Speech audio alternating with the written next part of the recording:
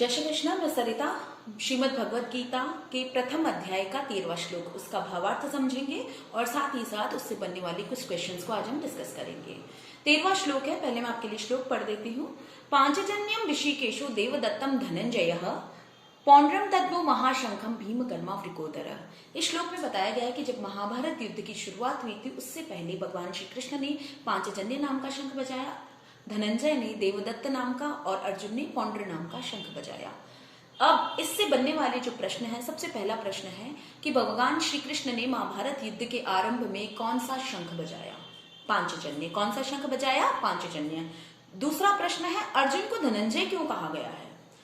अर्जुन को धनंजय इसलिए कहा गया कि जिस समय पांडवों ने अश्वमेध यज्ञ किया था उस समय अर्जुन ने बहुत सारे राजाओं को जीतकर उनसे धन जीता था, इसीलिए अर्जुन का नाम क्या पड़ा था? धनंजय। अर्जुन का क्या नाम पड़ा था? धनंजय। अब तीसरा प्रश्न है, अर्जुन को ये देवदत्त नाम का जो शंख है ये किसने प्रदान किया? देवदत्त नाम के शंख की ध्वनि बहुत भयंकर थी और जिससे सुनकर वो शत्रु पक्ष का मनोबल हिल जाता था।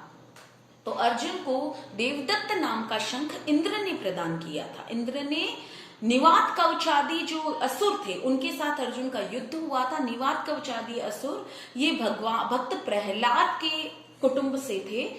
उनके साथ जब अर्जुन ने युद्ध किया तो उस समय इंद्र ने ये शंख उसे प्रदान किया था।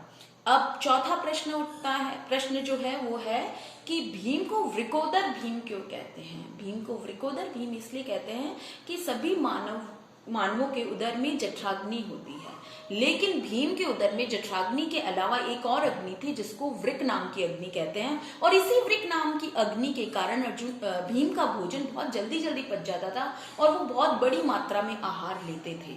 तो उस अग्नि का नाम वृक था और इसीलिए भीम का नाम वृकोदर पड़ा। और भीम ने कौन सा शंख बजाया? भीम ने पौंड्र नाम का शंख बजाया। तो 5 प्रश्न होंगे। पांचजन्य ऋषिकेश ने यानी कि भगवान श्री कृष्ण ने, अर्जुन ने देवदत्त नाम का, भीम ने पौंड्र नाम का शंख बजाकर युद्ध का शंखनाद किया। जय श्री कृष्ण।